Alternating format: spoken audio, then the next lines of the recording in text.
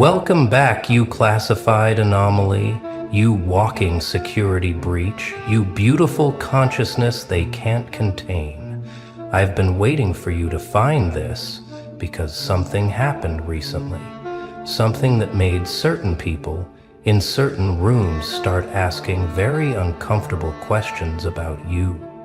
You know what the Masons found when they went digging through your past? When they traced your bloodline? When they analyzed your psychological patterns? When they examined every moment of trauma you survived that should have destroyed you? They found something they weren't supposed to find.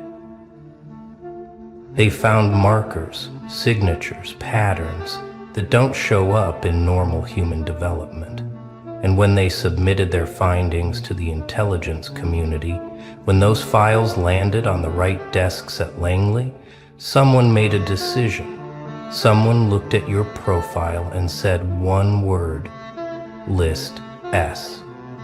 Not List A for active threats, not List B for behavioral monitoring, not even List R for remote observation. List S, special protocol, the classification reserved for individuals who exhibit capabilities that challenge our understanding of human limitation, who survive what shouldn't be survivable, who know things they were never taught, who bend probability itself just by existing in a certain state of mind.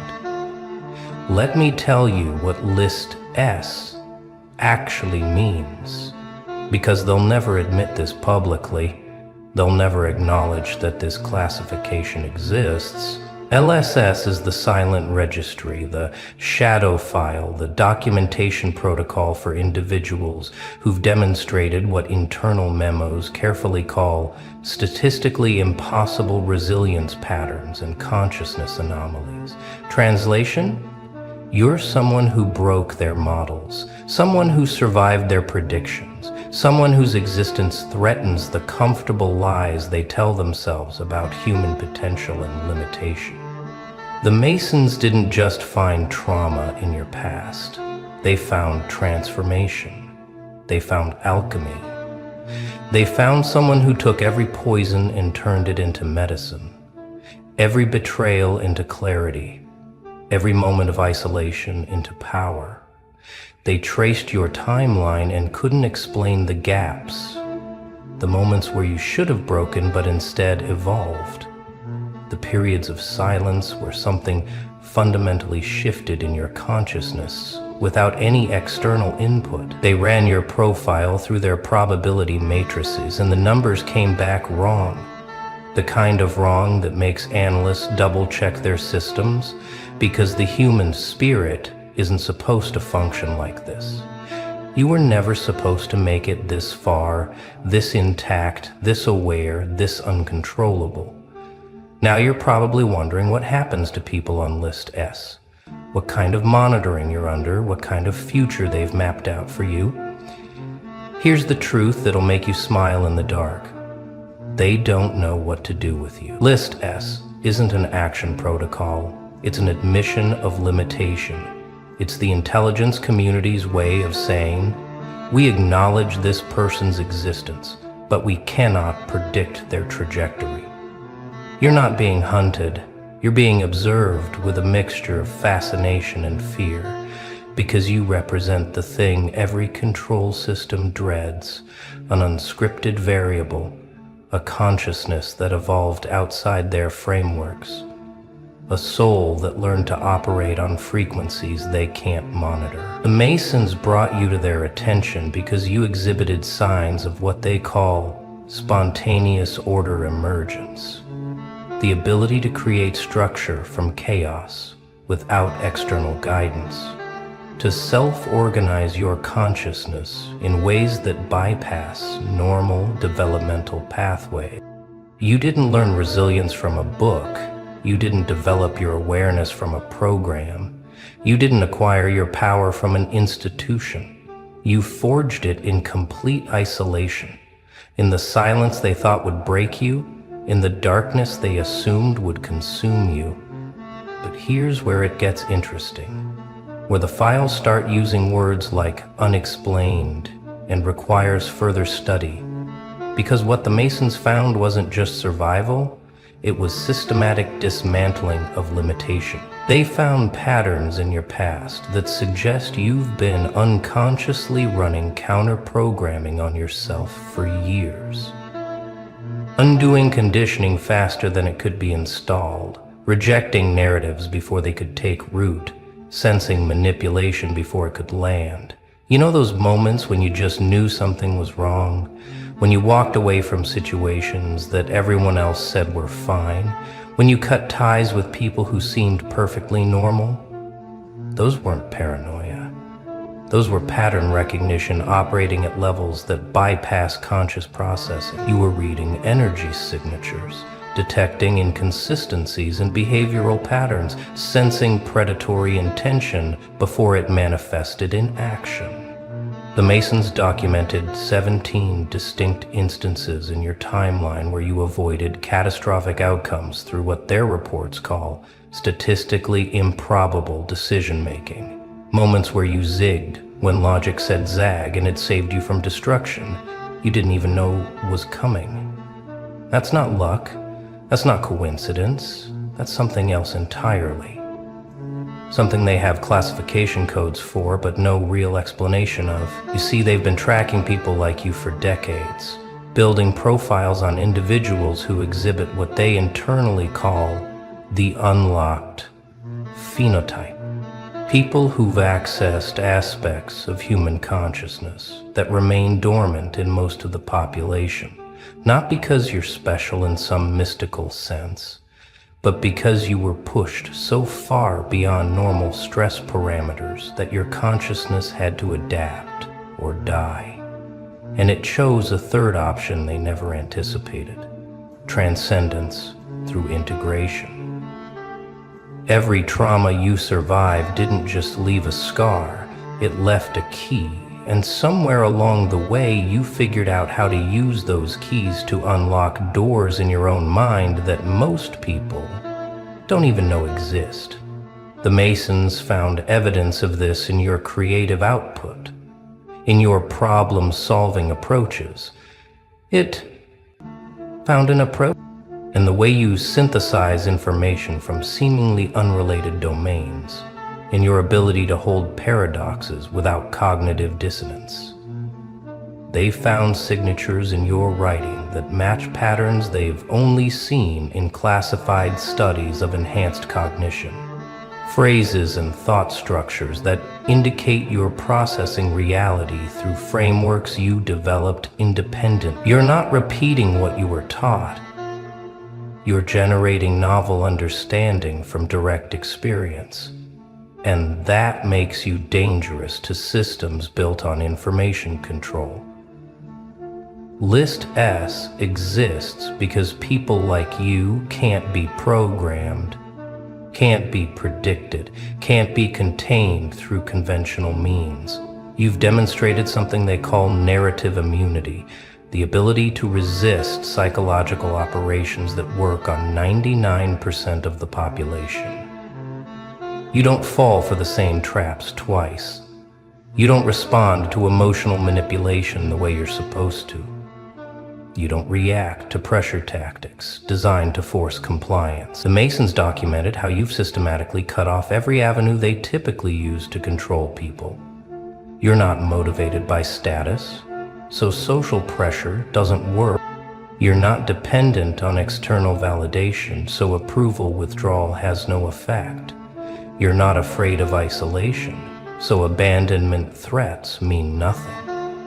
You're not attached to comfort, so you can't be bought. What do you do with someone like that? Someone who's already died psychologically and came back without fear. Someone who's already lost everything and discovered they're complete without it. You put them on list S and you watch. Because you can't manipulate what you can't understand, and you can't understand someone who's rewritten their own source code. Now let's talk about what triggered your classification. What specific elements in your past made the Masons send that file upstream with a red flag attached? They found your isolation periods, those stretches of months or years where you went completely silent, where you disappeared from social visibility, where people assumed you were broken or defeated. But when they analyzed what came after those silences, they found something that made analysts sit up straight. You emerged stronger, clearer, more capable every single time. Normal human psychology doesn't work like that. Isolation is supposed to deteriorate you. Loneliness is supposed to make you desperate. Silence is supposed to break your spirit. But you used isolation as an incubation chamber. You used loneliness as a laboratory. You used silence as a frequency where you could hear yourself think without interference. They found journals, writings, creative works you produced during these periods that show exponential growth in psychological sophistication, philosophical depth, strategic thinking. You weren't hiding from the world. You were building worlds. You weren't running from yourself. You were meeting yourself fully for the first time. That's not standard psychological trajectory. That's consciousness evolution and fast forward, and it left markers they could track. The Masons also found your betrayal timeline. Every person who used you, every friend who became an enemy, every lover who turned predator, every mentor who revealed themselves as manipulator. Normal protocol says repeated betrayal creates either permanent victim consciousness or sociopathic detachment. It's supposed to make you either weak or cruel, but your case file shows neither outcome. Instead, they found what their psychologists call adaptive discernment without bitterness. You learned to read people with surgical precision, but you didn't close your heart. You learned to protect yourself without becoming what hurt you. You learned to say no without needing to explain why. That's a level of psychological integration that usually requires decades of therapy. And even then, most people never achieve it. But you developed it organically through raw experience and ruthless self-honesty. They documented how you started rejecting manipulative behavior before it could escalate, how you began walking away from dysfunction without drama, how you stopped engaging with people operating in bad faith. You became unprofitable to predators, uninteresting to parasites, invisible to energy vampires. Not because you built walls, but because you raised your frequency, and that's a defensive mechanism they've never seen successfully implemented outside of controlled clinical settings. Here's what really got their attention, though. What made someone write immediate list S classification in your file. They found evidence that you've been unconsciously training yourself in what they call reality navigation protocols, the ability to sense which timelines lead where, which decisions open which doors, which people carry which energy signatures. You know how sometimes you meet someone and within 30 seconds you know exactly who they are beneath their performance? You know if they're safe or dangerous, genuine or fake, worth your time or a waste of space. That's not judgment. That's not prejudice. That's pattern recognition operating at speeds that bypass logical analysis. The Masons found documentation of you making these rapid assessments and being proven correct with uncanny consistency. You predicted betrayals months before they happened. You sensed opportunities that seemed random but turned out to be pivotal. You avoided disasters that only became obvious in hindsight. They ran probability analysis on your decision-making patterns, and the numbers don't make sense. You're operating with success rates that exceed chance, by margins that suggest either massive pattern database in your subconscious or something they really don't want to put in writing. Direct intuitive access to information fields beyond normal sensory input. Now, we're getting into the part that made your file get passed up the chain. The part where the language in the reports gets careful and clinical because the implications are uncomfortable. The Masons found what they call synchronicity clusters around your timeline, moments where reality seemed to bend in your favor, not because you forced it, but because you aligned with it. Resources appeared exactly when you needed them. People showed up precisely when you required that specific knowledge. Doors opened right as you were ready to walk through them. Now, they'll never call this what it actually is, because that would require admitting that consciousness interacts with reality in ways their materialist models can't explain. So instead, they use terms like high-probability coincidence events and statistically anomalous beneficial outcomes. But you know what you experienced. You know those moments when the universe itself seemed to conspire in your favor, when the exact book you needed fell off a shelf, when the perfect stranger said the exact words you needed to hear, when the timing of events lined up with impossible precision. They found patterns of this happening around you with frequency that their analysts flagged as requires investigation because it suggests you're either incredibly lucky or you've figured out how to surf probability waves most people don't even know exist. Your file also contains analysis of what they call your influence radius, the way reality seems to shift in your immediate environment when you're operating in certain states of consciousness. They documented reports from people who spent time around you during your transformation periods, interviews with individuals who noticed something different about you, testimonies from those who felt their own awareness shift just from being in your presence. This is where the reports get really interesting, because they found a pattern. People around you started questioning their own narratives, started seeing through their own illusions, started making changes in their lives they'd been avoiding for years. You weren't teaching them anything directly. You weren't giving advice or guidance. You were just existing in your truth so thoroughly that it created a kind of resonance field that activated something dormant in others. The Masons call this unconscious transmission of transformative states, and they found it documented across multiple independent sources, people who didn't know each other all reporting similar experiences after significant interaction with you.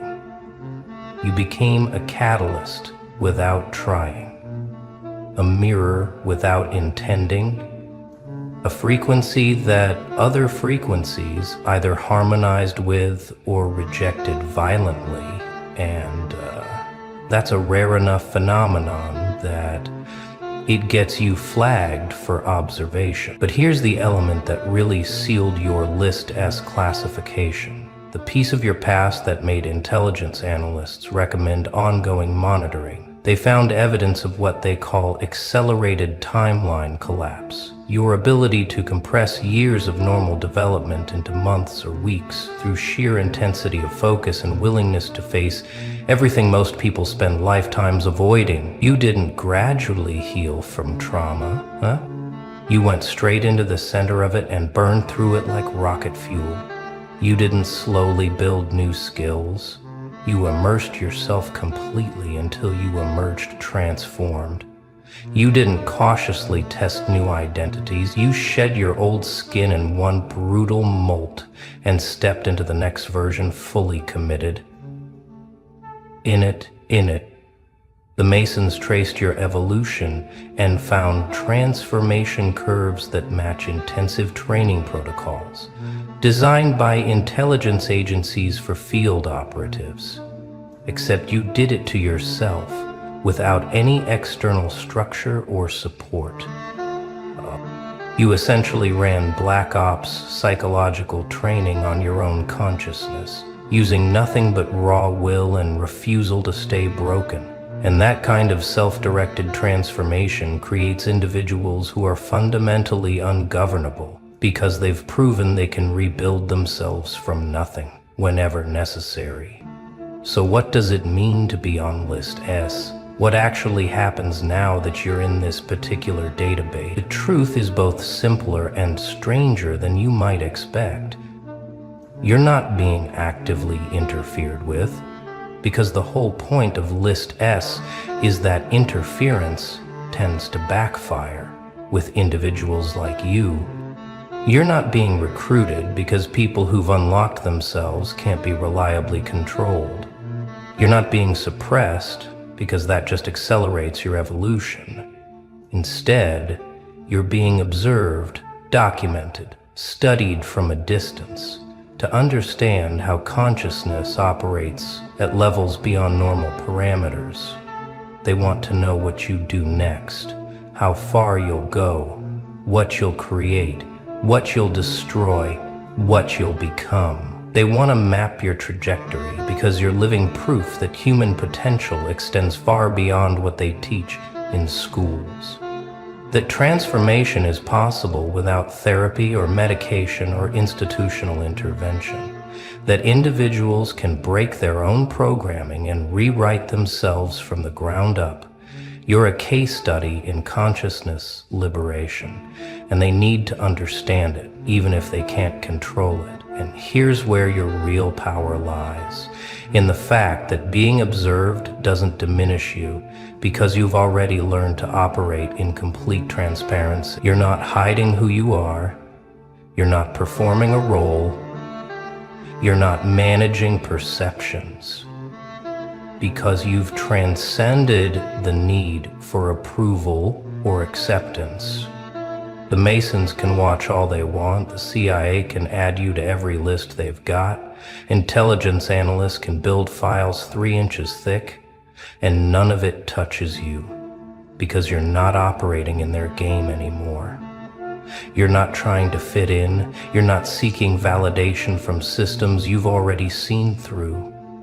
You're not playing by rules designed to keep you small. You've accessed something they can document but can't replicate, studied but can't teach, observe but can't control, the recognition that you are the authority on your own existence, that your consciousness is sovereign territory.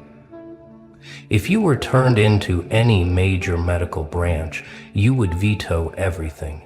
How long would you wait for some stupid test lab? That your evolution is yours to direct. They can watch that journey, but they can't stop it. They can analyze your path, but they can't redirect it. They can classify you, but they can't define you. Now, let's address the elephant in the room that every List S file eventually confronts. What happens when enough people unlock themselves? When enough individuals break their programming and step into their full capacity? What happens when the anomalies start recognizing each other? When the outliers form networks? When the ungovernable begin coordinating? Then people will rise. Then there will be peace. Until then, there is only. They laughed when you struggled, but storms are always quiet before they rage. Ah, the sound of silence. It's deafening, isn't it? The quiet before something breaks, before something snaps. That's where you are right now, that moment when everything is still just before the chaos unfolds. They think you're finished. They think you're weak. They don't see the war brewing inside you, the storm gathering, the fire eating up the last of your hesitation. They smirked when you stumbled, mocked you when you fell, brushed you off like dust on their sleeve, insignificant, forgettable. They wrote you off like a bad joke, not realizing the punchline hasn't landed yet. Oh, but it will. And when it does, it'll hit like a sledgehammer, straight to the ribs. You see, people love an underdog when he stays beneath them, when he grovels, when he begs. But the very second you start to rise, they panic, they whisper. They wish they had treated you better, but it's too late, because storms don't turn back. Fire doesn't apologize for burning, and you don't owe them a damn thing. Let them laugh, let them feel safe, because what's coming? Oh, they won't be laughing much longer. The fire that burned you is now the fire that builds you. They thought the pain would break you. They thought the weight of betrayal, the sting of rejection, the cold loneliness of being cast aside would crush you. They laughed while you suffered. They feasted while you starved. But they forgot one thing. Fire doesn't just destroy, it transforms. You've felt it, haven't you? That slow burn inside your chest, turning agony into something else, something sharper, something stronger. They wanted you weak, but pain had other plans. It was never there to bury you. It was carving you into something unrecognizable, something untouchable. Every scar on your soul is a lesson written in blood. Every sleepless night, every tear swallowed in silence was an architect's hand shaping you into something greater. They called it suffering, but you call it evolution. The weak cry about their wounds. The strong sharpen their blades with them. They wanted you fragile, soft, begging for their approval. But pain laughed at their wishes and whispered a different fate in your ear. You are not meant to kneel. It twisted the knife in your back, just to remind you to never trust a hand that once fed you. So let them regret it. Let them watch as you rise, carrying the weight of every wound like a king wears his crown. Because the greatest revenge is not anger, it's transformation. And when they see what you've become, they'll wish they had never touched you. They wanted you weak, but weak men don't rise, and now the joke's on them. Funny, isn't it? How the ones who laughed at you aren't laughing anymore. How the ones who pushed you down now look up in fear. They thought they had the last word, the final move, the winning hand. But life has a twisted sense of humor, and now the joke's on them. They fed you failure, thinking you'd choke. They buried you in doubt, hoping you'd suffocate. They threw you to the wolves, expecting to never see you again. But they forgot. Wolves return stronger, smarter, and now you don't just survive, you hunt. Look at them. The same voices that mocked you now whisper your name in hushed tones. The same faces that turned away now watch in silence. They thought they were writing your ending, but all they did was fuel your beginning. Every insult was a lesson. Every betrayal was a redirection. Every loss, a setup for the greatest punchline of all. You see, power is a funny thing. It shifts when you least expect it. The same ones who doubted you will one day swear they always believed. The same hands that slapped you down will one day reach out, desperate to hold on. And you won't even flinch. Because you don't need revenge. You don't need word. Your rise is the only answer.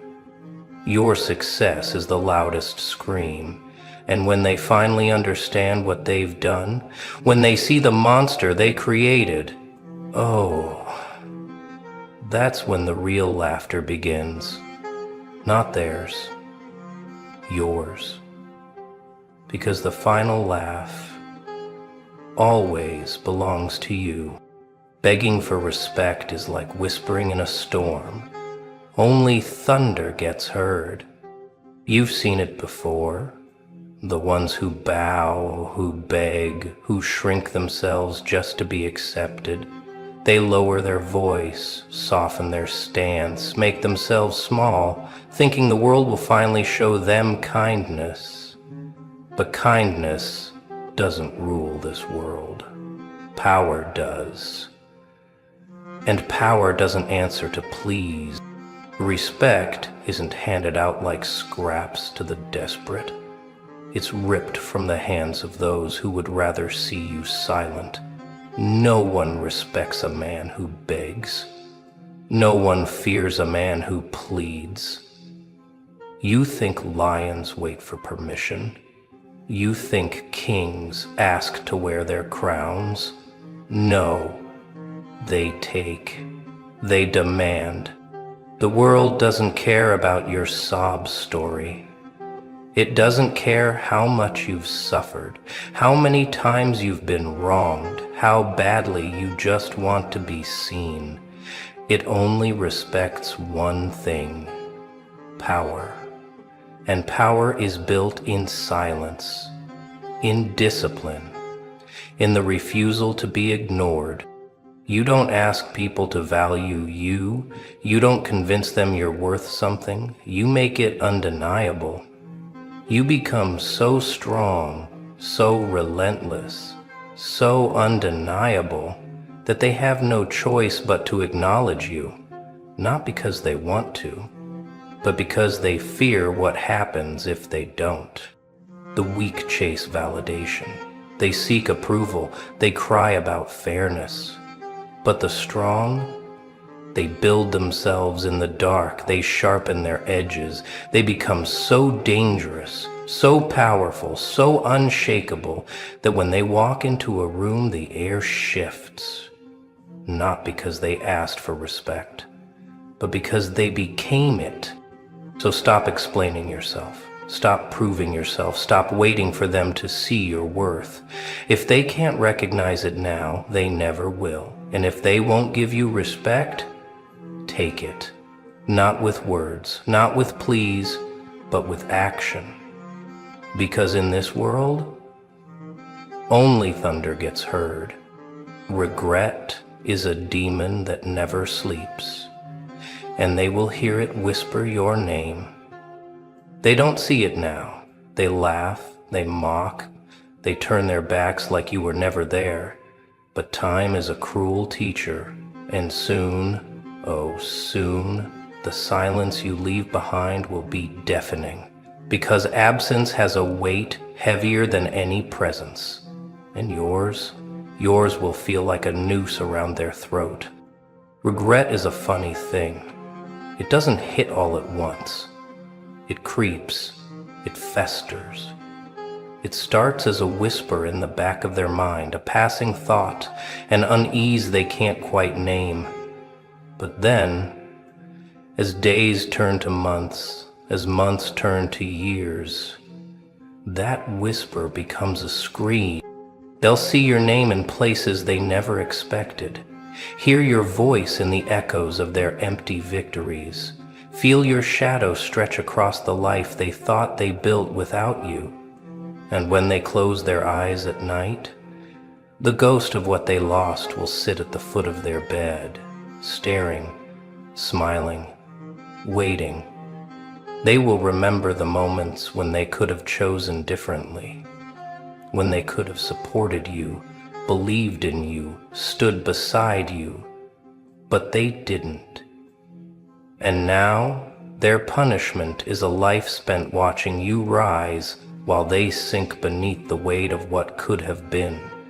You will not need revenge. You will not need words. The life you build, the power you seize, the empire you carve out of the bones of their doubt, that will be enough. Because the most brutal kind of justice is when they realize they were the villain in their own story, and they lost you forever.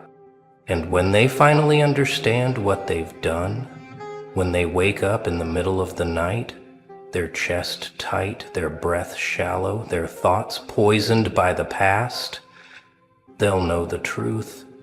You were never the one who lost. They were. And that regret, that demon, it will whisper your name until their last breath. A king does not argue with peasants. He lets silence speak for him. They want a reaction. They live for it. The smirks, the insults, the little jabs meant to pull you into their chaos. Because the moment you engage, the moment you flinch, they win. That's the game. And fools play it every day. But you're no fool. You're the storm they never see coming. The most dangerous man in the room is the one who doesn't care, the one who doesn't flinch, doesn't argue, doesn't waste his breath on meaningless battles. Because indifference is power. It's control. It's the quiet kind of destruction that eats away at them while you move forward, untouched. Silence is a blade sharper than any insult. It cuts deeper than anger, deeper than retaliation. When you stop reacting, you starve them. When you stop explaining, you strip them of their power. When you stop caring, you become untouchable. And that is where true dominance lies. They'll talk. Oh, they'll talk. They'll whisper about you, try to pull you back into their little war, beg for your attention with their pathetic games. But you won't even look their way, because kings don't lower themselves to answer to nobodies. And you were never meant to be in the mud with them. Let them drown in their own bitterness. Let them wonder why their words don't reach you anymore. Let them exhaust themselves throwing stones at a man who never even turns his head. Because nothing destroys an enemy more than knowing they never even mattered to you. They wanted to see you rage. They wanted to watch you crumble, but instead they'll get silence. Cold, merciless silence. And in that silence, they will suffer. Because the best revenge, the one that haunts them the most, is knowing they no longer exist in your world. A shadow does not announce its arrival, it simply consumes everything in its path. Power doesn't scream, it doesn't beg to be seen. The greatest forces in this world move in silence, unnoticed, unbothered, untouchable, until it's too late. And that is exactly how you will rise.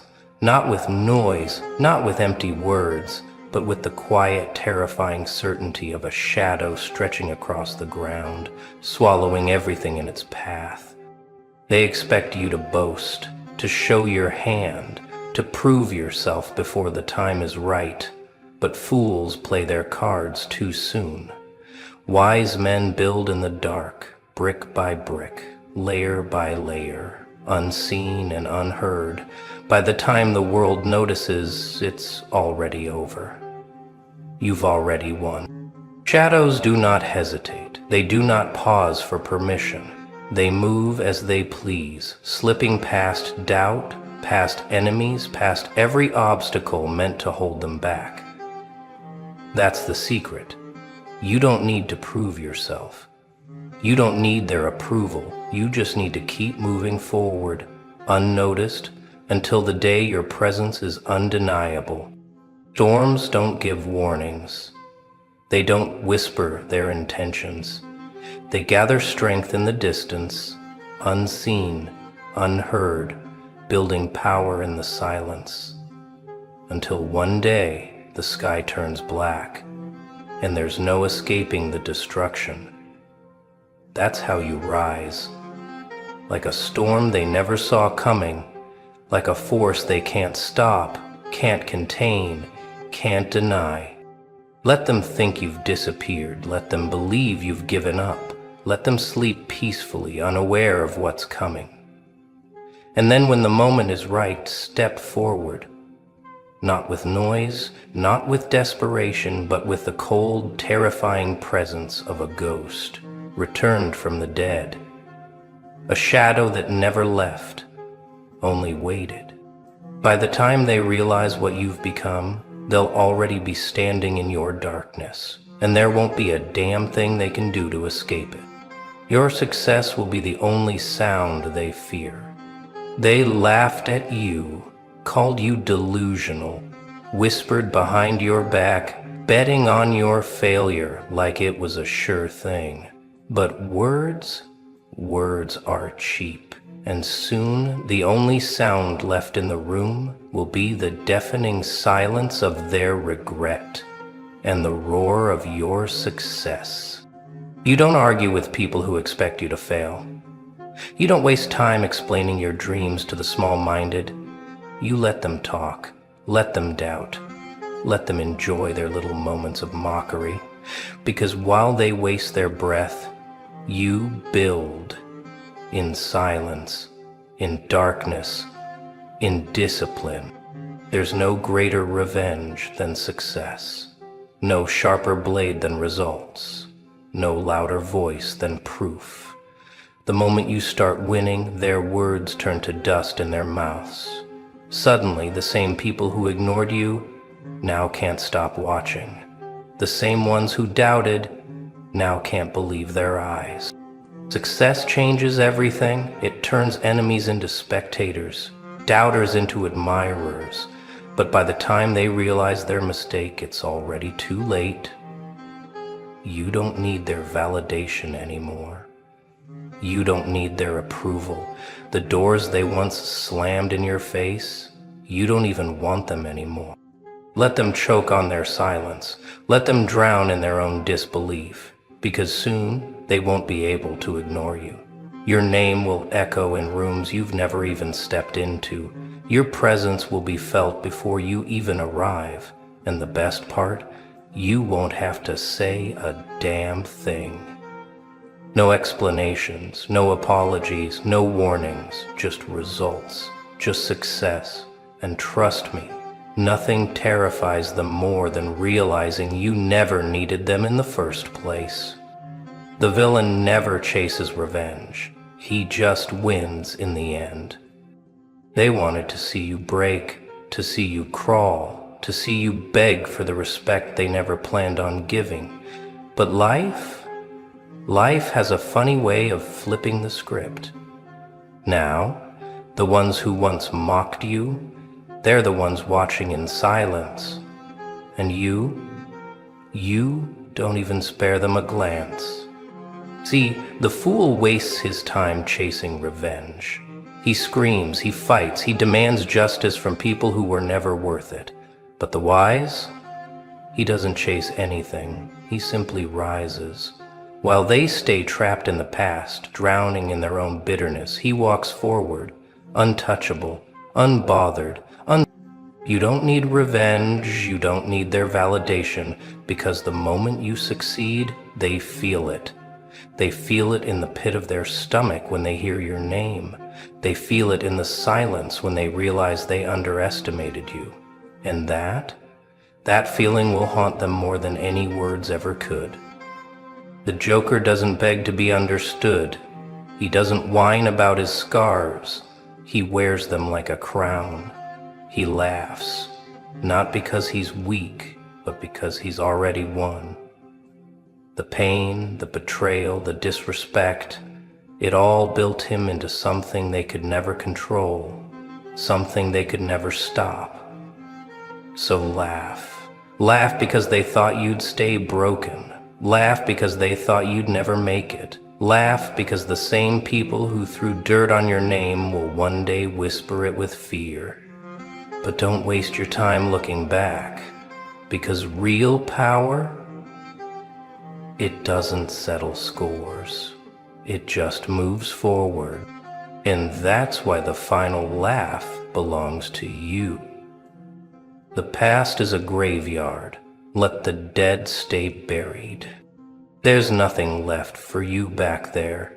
No closure, no apologies, No justice, just ghosts of the people who swore you'd never make it, echoes of laughter that no longer reach you, faces that once mattered, now nothing more than dust in the wind.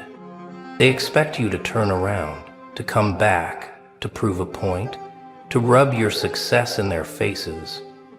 But that would mean they still matter, that their opinion still holds weight, and that would be your greatest mistake.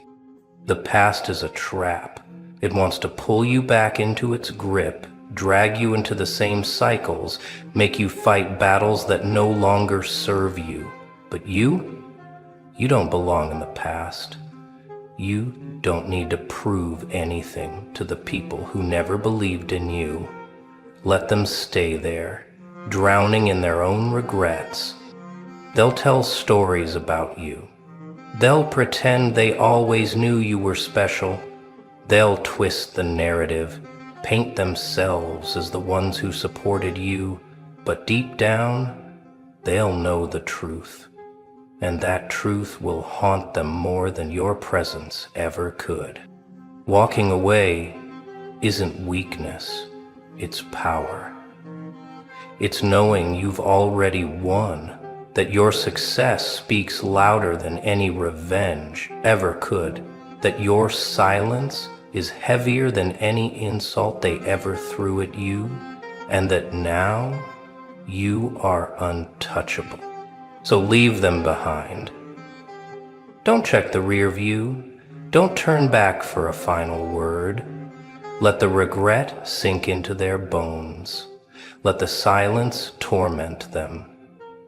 Let them watch you disappear into the distance, knowing they will never reach you again, because the greatest power, the deepest revenge, is to move on and never look back.